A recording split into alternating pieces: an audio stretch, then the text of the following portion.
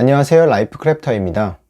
오늘은 대학생 때부터 취업 준비, 취직 후에도 적용할 수 있는 아이디어에 대해서 이야기해 보려고 합니다. 바로 대학생 때 기술을 연마하는 겁니다. 힘들게 취업을 하고 나서도 사회 초년생 때는 뭘 해도 어설픕니다. 그건 회사 생활에 필요한 기술이 숙련되지 않았기 때문입니다. 여기서 말하는 기술이란 스포츠 선수의 특수 기술이나 동영상 편집 같은 전문 기술을 뜻하는 게 아닙니다. 모든 일과 직무에는 여러 기술들이 필요합니다. HR, 인적자원관리 관점에서는 어떤 일을 잘하기 위해 필요한 능력을 역량이라고 정의합니다. 그리고 이 역량을 구성하는 요소를 지식, 기술, 태도로 구분합니다.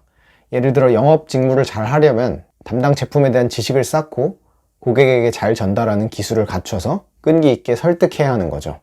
대학교에서는 역량의 구성 요소 중 지식을 강조합니다. 교수님 수업을 듣고 그 내용을 얼마나 잘 이해했는지 시험으로 평가를 받죠. 그래서 우리는 전공 지식을 열심히 쌓습니다. 반면 회사에서는 일을 처리하는 기술이 더 필요합니다. 일부 진입 장벽이 있는 분야도 있지만 지식 습득은 빠르게 할 수 있으므로 학부생 수준에서 많이 아는 것을 기대하지 않습니다. 하지만 보고서를 깔끔하게 작성하고 엑셀을 잘 다루고 발표자를 예쁘게 만드는 기술은 잘 할수록 칭찬을 해줍니다. 지식과 기술의 미스매치가 있는 거죠. 저도 학부 때 시험 보는 것, 지식에만 투자해서 처음 회사 생활 좀 고생했습니다. 발표나 실습이 있는 교과목은 피해 다녔어요. 그래도 뒷걸음치다 몇 가지 기술을 배웠는데 이때 습득한 기술은 지금도 잘 써먹습니다. 그중 하나가 상담심리학 과목에서 배운 공감과 경청 기술입니다. 공감과 경청은 쉬운 개념이지만 막상 해보면 생각보다 어렵습니다.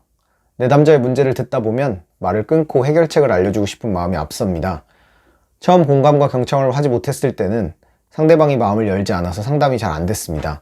다시 처음부터 공감과 경청을 하다 보니 상담 회기가 갈수록 내담자 만족도가 올라갔습니다. 이 기술이 영업할 때 생각보다 유용했습니다. 같이 입사한 동기들은 제품 홍보하느라 바빴습니다. 저는 클라이언트가 무슨 문제로 고생하는지 물어보면서 가려운 부분을 먼저 탐색했습니다. 그리고 클라이언트가 어느 정도 마음을 열기 시작하면 그때 제가 하고 싶은 말을 했습니다. 결과는 생각보다 좋았고요. 만약 이 기술이 없었다면 성과를 내는데 더 시간이 걸렸을 겁니다. 물론 회사 일을 잘하려면 공감과 경청 외에도 다른 많은 기술들이 필요합니다. 대학 시절에 직무에 특화된 기술을 바로 습득하기는 어렵습니다. 이런 직무 기술은 졸업 후에 현업에서 경험하면서 터득하면 됩니다.